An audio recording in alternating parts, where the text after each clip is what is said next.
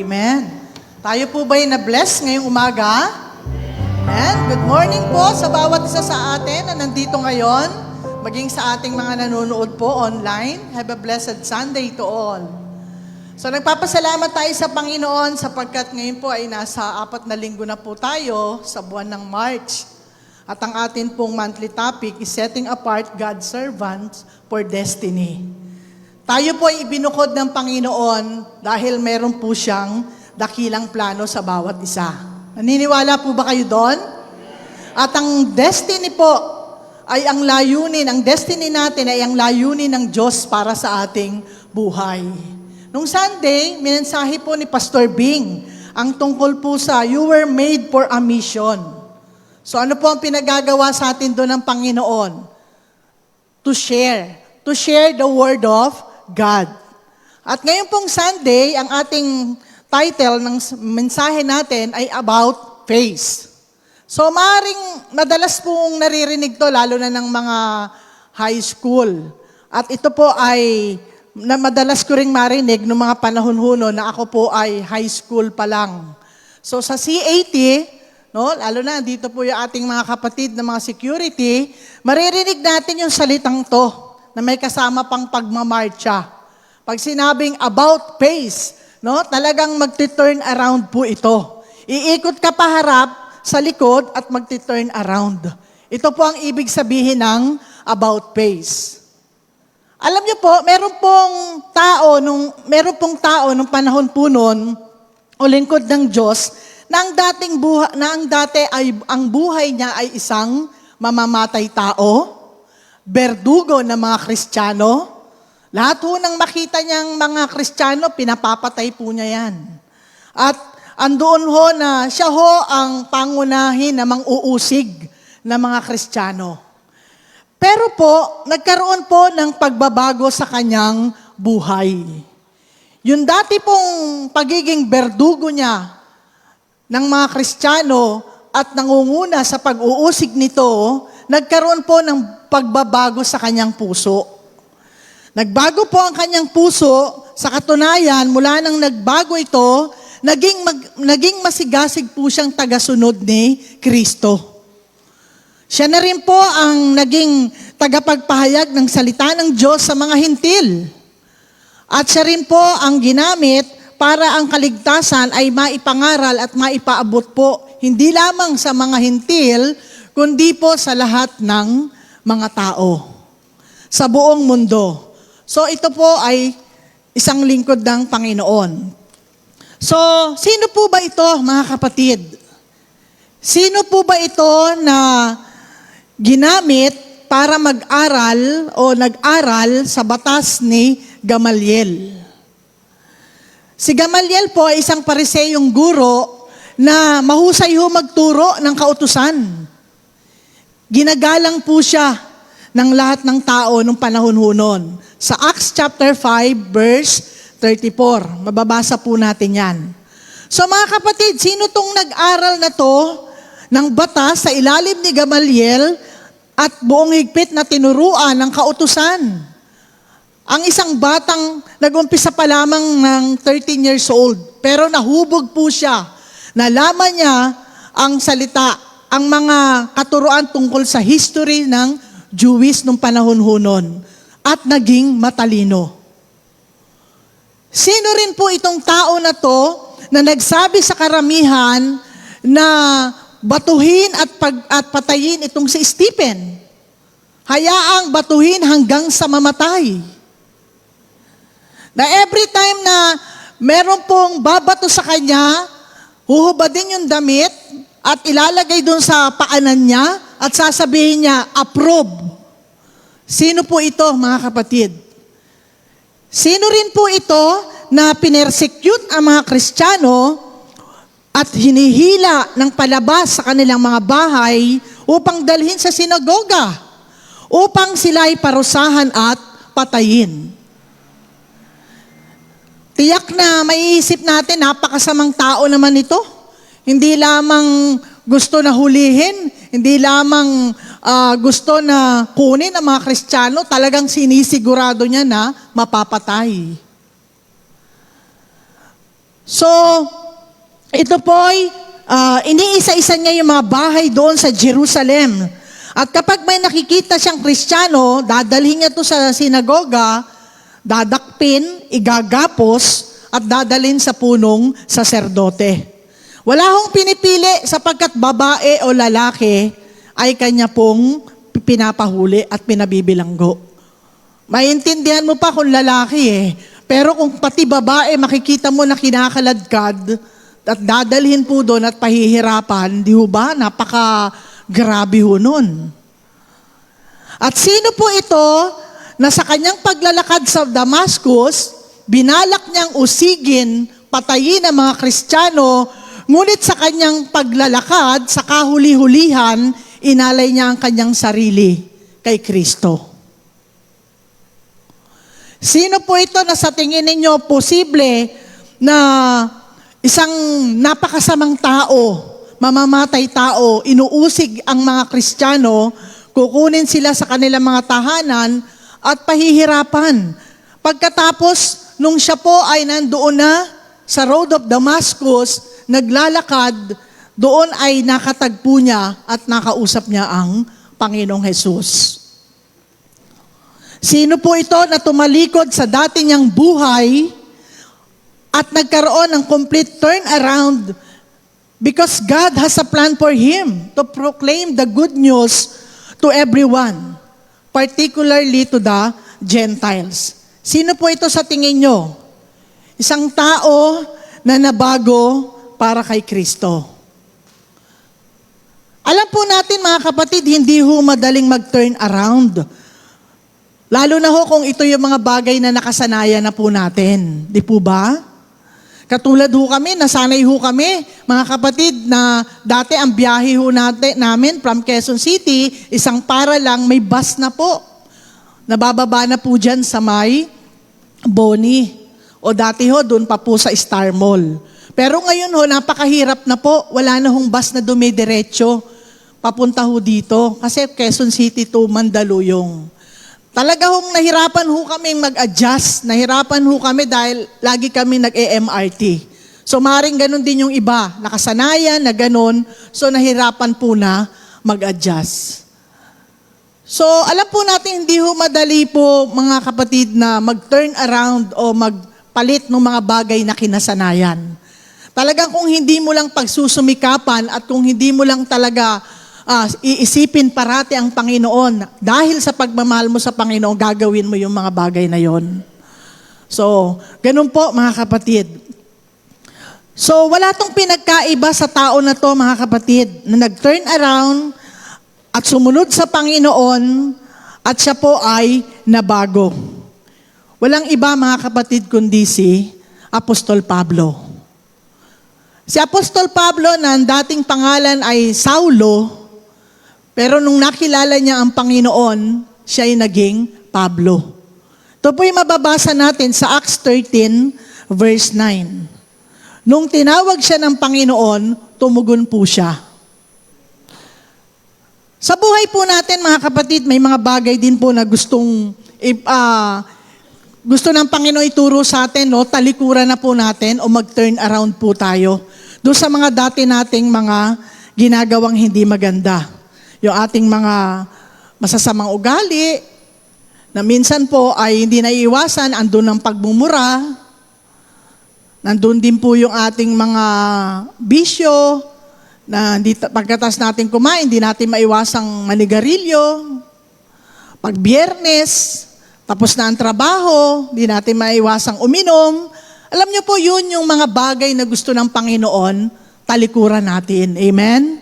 Ito yung mga bagay na kahit nakasanayan na natin, pwede pa po palang mabago sa tulong ng ating Panginoon.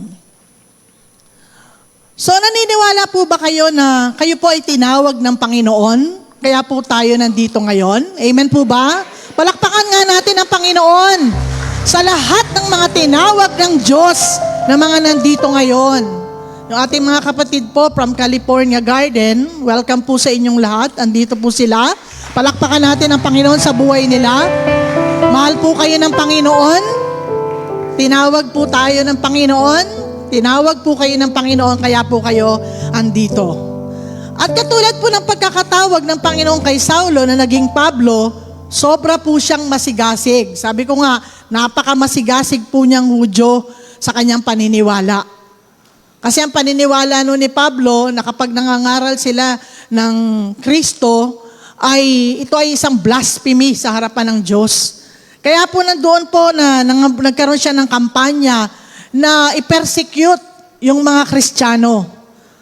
At gano'n na lamang po na gusto niya na yung mga Christians na yon, hindi lamang sila i-persecute, kundi mapigilan po nila na maipalaganap ang salita ng Diyos ng mga panahon hunon. Gusto nila na sakupin, dahil gusto nila na nilang sakupin ang mga Kristiyanong tumakas. Kasi noong mga panahon hunon, dahil nagkakaroon ng matinding persecution, pag nalalaman na Kristiyano ka, huhulihin ka, nagkanya-kanyang takas na po, umalis, pumunta sa iba't ibang lugar noong panahon hunon ang mga Kristiyano, except yung mga apostol. Kaya po, gano'n na lamang po na sila ay nagtatago, at ito naman pong si Pablo o si Saulo ng mga panahon noon, gusto silang hanapin lahat at hulihin. Ganun pa man, tinawag siya ng Panginoon sa kabila ng kanyang mga ginawang kasalanan. Paano nga po ba itong si Pablo o si Paul tumugon sa pagkakatawag sa kanya ng Panginoon? Paano to nagsimula? Una, sa kanyang paglalakad, mga kapatid, sa Acts chapter 9, verse 1 to 31, unang nangyari po sa kanyang paglalakad, natagpuan niya ang Diyos sa kanyang daan. Sabi nga, patungo sa pag-uusig sa mga tagasunod ng Diyos. Ito yung sitwasyon na dahil gustong-gusto niyang usigin at patayin ang mga alagad ng Panginoon, ang ginawa niya, kumuha pa siya ng permit, mga kapatid, sa pinakapunong saserdote, para talagang nasigurado niya na wala siyang mapapalagpas na lugar. Mapapasok niya talaga yung mga lugar na gusto niyang pasukin, mahuhuli niya ang lahat ng mga Kristiyano. So, sa kanyang paglalakad, nagkaroon po ng pangitain itong si Pablo o itong si Saulo. Naglakbay si Saulo patungong Damasco. Nang siya'y malapit na sa lungsod, biglang kumislap. Sabi po, sa paligid niya, ang isang nakasisilaw na liwanag mula sa langit. Tapos ano ang nangyari? Napasubsob po siya. At sa kanyang pagkakasubsob, isang tinig ang kanyang narinig nang sabi, Saulo, Saulo, bakit mo ako pinag-uusig? At sa kanya pong pagtingin, nakita niya doon ang Panginoon. Sabi po, sino po kayo, Panginoon? Ang tanong niya. Ako'y si Jesus ang iyong inuusig, ang tugon sa kanya. So narinig niya, mga kapatid, tumindig siya, pumasok siya sa lungsod, sabi doon, sasabihin ko sa iyo kung ano ang iyong gagawin. So una, ang nangyari sa kanya, mga kapatid, na-encounter niya ang Panginoon. Natagpuan niya ang Diyos. Maring sa buhay ng bawat isa sa atin dito, natagpuan din natin ang Diyos. Amen po ba? Natagpuan natin ang Diyos. Maring ang iba ho sa atin, iba ang nagpakilala tungkol sa ating Panginoong Hesus. May iba ho sa atin dito, dumaan muna sa mga iba't ibang challenges bago niya nakilala ang Panginoon. Si Pablo, ganito po, nung time na yon, siya po ay nang uusig ng mga Kristiyano, doon niya sa Road of Damascus na-encounter ang Panginoon. At sa kanya pong pagkakatingin po nung umpisa na ho na yon, mula sa kanyang nakita, nabulag siya. At doon sa kanyang pagkakabulag, nakapagbukas ito ng kanyang spiritual na mga mata. Nakita niya ang katotohanan. Nakita niya ang the risen Christ, ang Diyos na nabuhay, ang Kristong nabuhay. At simula noon, mga kapatid, siya na ngayon ay nagkaroon ng bagong buhay. Sa buhay po natin, mga kapatid, nung na-encounter natin ang Panginoon, nakilala natin ang totoo ang Panginoon sa ating buhay, doon nag-umpisa na tayo ay binago na. Amen? Wala na po, sabi nga ng 2 Corinthians 5:17, Kung ang sino man ay na kay Kristo, siya ay bago ng nilalang. Ang dating bagay ay lumipas na, siya ngayon ay pawang bago. So doon po nag-umpisa na si Apostol Pablo, in-acknowledge niya si Jesus as Lord, kinonfess niya ang kanyang mga kasalanan, sinurrender niya ang buhay niya sa Panginoon, at nagdesisyon siya na susunod siya sa Panginoon. So una mga kapatid, paano nag-respond si Apostol Pablo sa pagkakatawag sa kanya ng Panginoon? Una, nakilala niya ang Panginoon. Na-encounter niya. Alam niyo po, mga kapatid, napakahalaga po talaga na ang ating relasyon sa Panginoon ay tama. Yung ating pagkakakilala sa Panginoon ay tunay.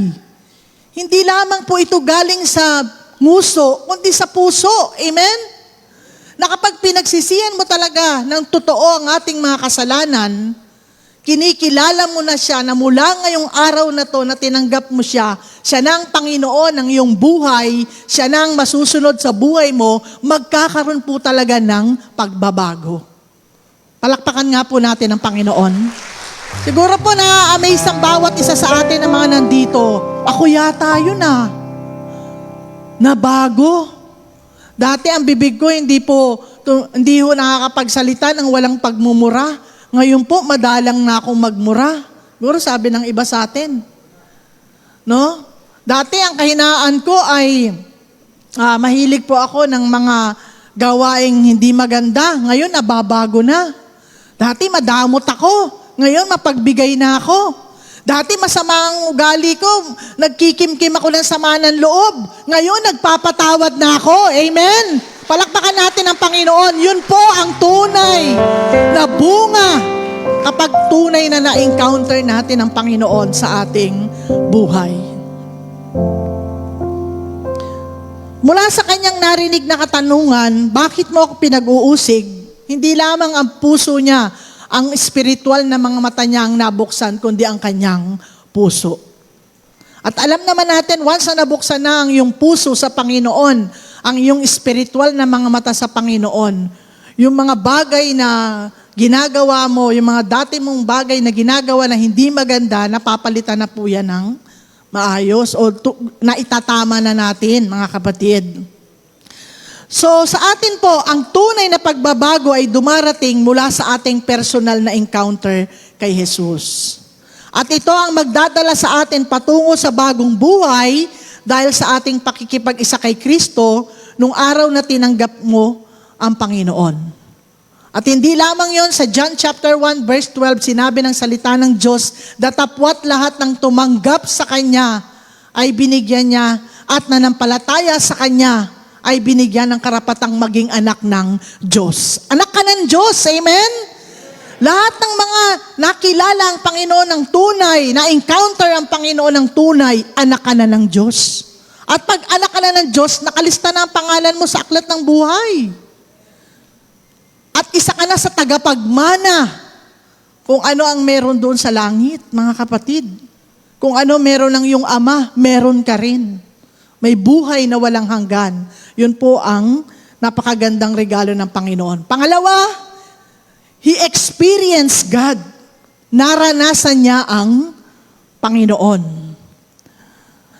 Sa Acts chapter 9, verse 10 to 25, Saul experienced a visitation and realization about God. Dito, naranasan niya ang Diyos. Nakaranas siya ng pagdalaw at pag-aunawa tungkol sa Diyos. At dito po ay makikita natin na nangyari po yun sa pamamagitan din po ng pag-utos ng Panginoon doon sa isang lingkod ng Diyos na si Ananias. In-instructionan niya na pumunta ka doon. Sabi po niya kay Saul, mag-minister ka doon. At sa pagpunta po ni Saul, ay ni Ananias, siya po ay nagdadalawang isip pa. Bakit? Kasi naalala niya, yun na yung pupuntahan pala niya ay dating masamang tao. Pero sa pagsasabi sa kanya ng Panginoon at pagbibigay ng assurance at sinigurado ng Panginoon na si Saul ay nabago na ang buhay. Doon pa lamang po pumunta si Ananias. At si Saul po, nung panahon nun ay na-restored. He regained his eyesight and was filled by the Holy Spirit. So yung katiyakan na ibinigay kay Ananias ng Panginoon, sinigurado niya rito na si Saul ay nagbago na sapagkat nakilala niya na ang Panginoon. Na-encounter niya na ang Panginoon. So, ito yung mga gawa nating liko, mga kapatid. Ito yung mga ugali natin na hindi maganda. Sabi ko nga, dati kung madamot ka, ngayon hindi ka na madamot. Kasi unti-unti mo nang, una nakilala mo na ang Panginoon, unti-unti ka na niyang binabago. So anong ginawa ni Ananias sa Acts chapter 9 verse 17? Ngunit sinabi sa kanya ng Panginoon, pumunta ka roon sapagkat pinili ko siya, sa verse 15, upang ipangaral ang aking pangalan sa mga hintil, sa mga hari at sa mga anak ng Israel. So meron pong assignment na dapat talagang gawin itong si Saul. So inutusan siya ni Ananias, inutusan ng Panginoon si Ananias na puntahan po siya. Ipapaunawa ko sa kanya ang lahat ng dapat niyang tiisin alang-alang sa akin. So anong ginawa ni Ananias? Ipinatong niya ang kanyang kamay kay Saulo at siya'y nakakita at napuspos ng Espiritu Santo. At si Saulo mula noon, hindi lamang niya nakilala ang Panginoong Hesus, kundi ito'y kanya pang naranasan. Bakit po? Kung paano siya gumaling sa kanyang pagkabulag at kung paano siya nabago. Imagine mga kapatid, bulag ka, pero nung ikaw ay pinatungan ng kamay ng lingkod ng Diyos, napuspusan ka ng banal na spirito, muling nabalik ang iyong paningin. Muli siyang nakakita, mga kapatid. Alam niyo po, kahit anong galing mo, kahit anong gandang lalaki mo, gandang babae mo, pag ikaw ay nawala ng paningin, o kaya na blanco ka, na tanggal lahat ng memory dyan sa iyong kaisipan, mababaliwala lahat. Amen? Kaya gano'n na lamang po ang biyaya ng Diyos dito po kay Saulo, mga kapatid. Sapagkat hindi niya lamang na-encounter ang Panginoon, na-experience niya pa. Mula sa pagkakabulag, muling bumalik ang kanyang paningin. At muli niyang nakita at nalaman na totoo ang Diyos na kanyang pinipersecute. So sa atin mga kapatid, marami sa buhay natin, ang pinaranas dito ng Panginoon, pinaranasan ng Panginoon na siya ay tunay na buhay. Lagi nga pinapatotoo ni Pastor Bing na siya ay pinagaling, hindi ordinaryong sakit, cancer. 2 klase ng cancer, pero pinaglaya siya ng Panginoon. Palakpakan natin ang Panginoon. Buhay na patotoo din po ang ating kapatid na si Sister Mona, na ang kala niya, ang karir niya ay hanggang doon na lang. Pero dahil ang Panginoon, yung kanyang pag-asa, pangarap, po muling nabuhay. Muling ni-restore ng Panginoon ang kanyang karir. At ngayon po, napakaganda na ng trabaho niya. Palakpakan natin ang Panginoon. Glory to God. Pinaranas din po kamakailan lang kay Brother Elso. Pinatotoo niya sa amin, nagpipray siya na magkaroon siya ng gamot na napakahirap hanapin. Alam niyo po, ang Diyos gumawa. Amen? Nakahanap po, mga kapatid. At nabili pa po nila ng mura. Palakpakan natin ang Panginoon. Napakadami po. Kulang ho ang oras natin dito para isa-isahin ang mga kapangyarihan na ginawa ng Diyos sa buhay natin. Mga karanasan natin kung paano talaga nating napatunayan na ito na talaga ang Diyos na natagpuan natin. Amen? Ang ating Panginoong Hesus na talaga ang totoong Diyos na nakilala natin. Wala nang iba. So dahil po doon mga kapatid, sa mga karanasan natin na yon mga kapatid, doon lalo tayong, nagiging malapit sa Panginoon. Doon lalo tayo mga kapatid, nagsusumigasig na maglingkod sa Panginoon. Kasi wala kang ibang ikukwento, kundi yung buhay mo kung paano ka binago ng Diyos. Ano ka noon? Ano ka na ngayon? Ano yung dati mong buhay at ano yung ginawa ng Diyos ngayon? Yun lamang po, supisyente na, mga kapatid. na buhay na patotoo at maging saksi tayo ng ating Panginoong Hesus sa kapanahunan ngayon. Amen? Walang dahilan para ito pong ating 5th floor, 6th floor, mga kapatid, ay hindi mapuno. Sa patotoo mo pa lamang, sapat na ang Panginoon, mga kapatid, ang ating pagbabahagi ng salita ng Diyos. Ikatlo, mga kapatid, hindi lamang niya na-encounter ang Panginoon, hindi lamang niya na-experience ang Panginoon. Ang ginawa ni Pablo, mga kapatid, nung nakilala niya ang Panginoon, he followed God immediately.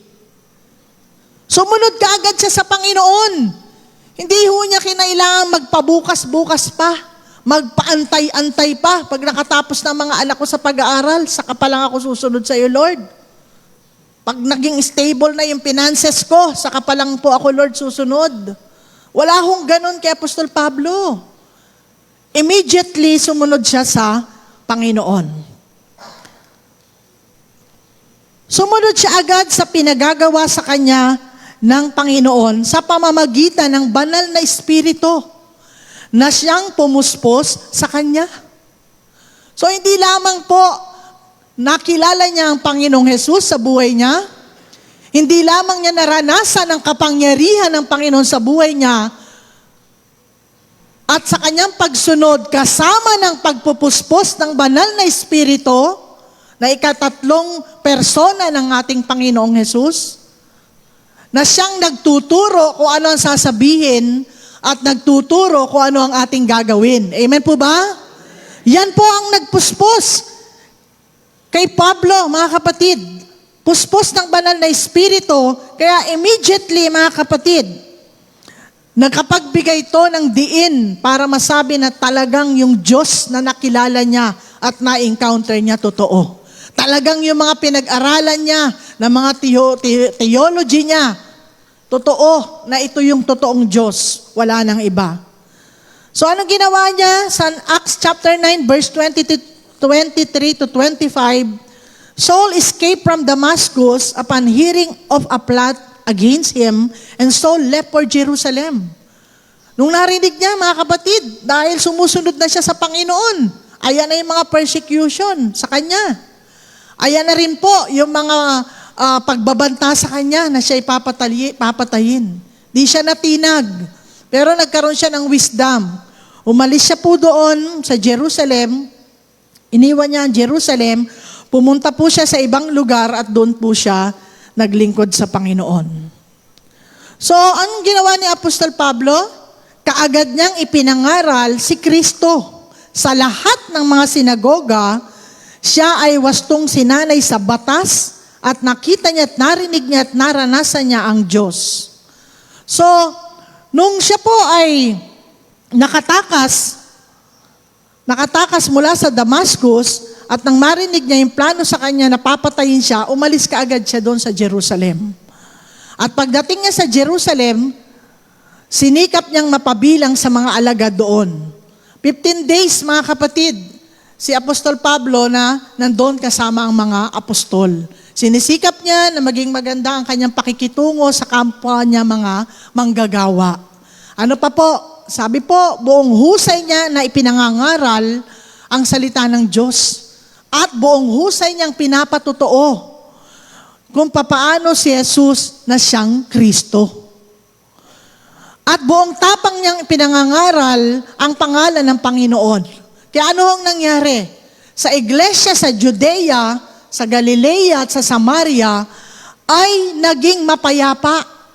Alam niyo po, sa isang lugar na mapayapa, mga kapatid, napakasarap tumira ho doon. Yung hindi ka natatakot na pag ibinaba mo yung bag mo, mababalikan mo pa rin. Kasi mga tao doon, bukod sa may takot sa Diyos, talagang tahimik, mga kapatid. Mababait sila. Mapayapa yung lugar na yon. Kaya sa gabi, nakakatulog ka ng maayos. Sino po ba dito yung may mga lugar po, mga kapatid, na di ka talaga makapagpahinga kasi ang ingay. Nagbibidyo okay mula umaga hanggang 10:00 na sinabi ng barangay na hanggang dong oras lang. Naku po, hindi ka makakapagpahinga. Ano pa ang nangyari? Patuloy na ang mga tao doon ay nagpupuri sa Diyos. Alam niyo po, pagka patuloy tayong nagpupuri sa Diyos, nalulugod ang Diyos, bumababa ang banal na Espiritu niya. Amen? Diyan, nagkakaroon ng marami ang gumagaling. Maraming puso ang nababago. Maraming buhay ang nababago, mga kapatid. Dahil sa tindi ng banal na Espiritu ng Panginoon. Tumatag at dumami ang mga mananampalataya. Naging matatag sila sa pananampalataya, sa pagkakakilala sa Panginoon, lumalim sila sa salita ng Diyos, at doon sila ay dumami. Di ba sabi nga, kung ang anak ng Diyos, if the Son of Man be lifted up, He will draw all men unto you. Sila mismo lalapit, uy, doon may gumagaling. Bumaba, umakyat na iika-ika. Lumabas, diretso ang lakad. Pumunta tayo doon sa POSEM. Sapagkat ang simbahang yon ay isang healing church. Hindi ho ba sila pupunta? Hindi ho tatawagin. Pupunta sila mismo, mga kapatid. Ganun ho ang nagagawa kapag ang kapangyarihan ng Panginoon ay malakas na kumikilos sa isang lugar o sa isang simbahan. So kung tayo po ay tinatawag na ng Panginoon, mga kapatid, dahil na-encounter mo na ang Panginoon, na-experience mo na ang Panginoon, at immediately susunod ka na sa Panginoon, wag mo nang pagtagalin pa. Amen? Marami ho kami nababalitaan, mas bata daw ho ngayon ang nauunang namamatay. Wala na rin hong pinipiling oras at araw. Baka sa kakapagpabukas-bukas mo, abutan ka na po, na tayo'y kunin na ang buhay natin, hindi ka na makapaglingkod sa Diyos. So kung tayo'y tinatawag na ng Panginoon, wag na natin itong pagtatagalin pa. Sabi nga, God does not waste our time. He will use our past and present so we may serve Him with our future. So anong hamon sa atin ngayong umaga, mga kapatid, ng ating Panginoon? Ang Ebanghelyo ay hindi mo maikukulong sa isang sulok lamang ng mundo. Ang gusto ng Panginoon, marami po ang mabahagi na ng salita ng Diyos at makarinig nito upang bumalik na ang ating Panginoon. So siyang nakilala ang Diyos, siyang naranasan ng Diyos, ang siya ring mabilis na susunod para sa Diyos. At sino po yun, mga kapatid? Tayo po yun, mga kapatid. Sabihin mo nga sa katabi mo, tayo pala yun. Ikaw pala yun. Yun, mga kapatid. Kaya nga sabi po ng quotation ni Billy Graham, God wants every believer to be a witness for Christ to those who do not know Him. So na Panginoon, lahat tayo ay maging mga saksi. Saksi ni Jesus. Amen? Maging saksi niya, mga kapatid, para malaman po nila na buhay ang Diyos. Totoo po ang Diyos. At sino po ang gagamitin, mga kapatid? Sabi ko nga, sabi nyo kanina sa katabi nyo sa kanan, tayo pala yun. Sabi nyo sa kaliwa, ikaw pala yun. Amen. Palakpakan po natin ang Panginoon. At maaari ka pa nga niyang gamitin, mga kapatid, na maging sanhi ng kompletong pag-ikot o turn around sa buhay ng mga taong tulad ni Pablo upang matupad ang kanyang ninanais. Imagine mo, mga kapatid, naalala ko ho ang isang lingkod ng Diyos na namayapa na. Noong mga panahon noon na kami po ay nangangaral ng salita ng Diyos sa aming lugar, siya po ang isa sa pinaka-chief persecutor namin. Sinasabi niya, hallelujah, hallelujah. Samahan ng luya at bawang tinola na. Takot na takot ho kami kasi po ang tapang po niya. Kahit ho lumapit, di ho kami lumalapit sa Kanya. Pero isang araw, nakarinig siya ng salita ng Diyos sa pamamagitan ng isang lingkod ng Panginoon na nag-share sa Kanya. Binago ng Panginoon siya. Palakpakan natin ang Panginoon. Alam nyo, nung binago po siya, hindi lang po siya matapang, hindi lang po siya, mga kapatid, na persecutor. Nagtitinda pa po siya dati ng bawal na gamot. Marami pa po siyang mga ginagawang hindi maganda. Pero alam nyo, nung binago siya ng Panginoon, marami rin po ang na-bless. Kasi talagang nakita ang pagbabago sa kanya. Pati pamilya niya naakay niya sa Panginoon. Palakpakan natin ang Panginoon sa buhay niya. Praise God, glory to God. Imaginein mo kung ikaw, kapatid, yung isa doon na nag-share ng salita ng Diyos sa tao na yun, na nabago, mga kapatid. Ginamit ka ng Panginoon para sa Kanya. Kahit wala ka na, pinag-uusapan pa rin yung buhay mo. Kung hindi dahil sa kapatid na yon, hindi ako nakakilala sa Diyos. Siya wala na rito. Pero pinag-uusapan pa rin po ang buhay niya. Hindi naiiwasan. Pinapatotoo pa rin po ng maraming nakasaksi kung paano siya binago ng Panginoon. Marami rin siyang natulungan sa simbahan at naturuan. Marami pong na-bless sa buhay niya, mga kapatid, nung talagang nagkaroon siya ng turn around sa Panginoon. Kaya po, wag tayo, mga kapatid, magdalawang isip na sumunod katulad ni Pablo. Nung na-encounter niya ang Panginoon, na-experience niya ang Panginoon, he followed God immediately. Hindi na pinagpabukas pa. At mula noon, pag binasa niyo pa po ang ilang bahagi ng katuruan o kasaysayan ni Apostol Pablo, mula sa ordinaryo, ginamit siya sa extraordinary para mapalaganap ang kaharian ng Diyos. Kaya purihin po ang Panginoon sa umagang ito. Glory to God. Amen. Amen. Praise God.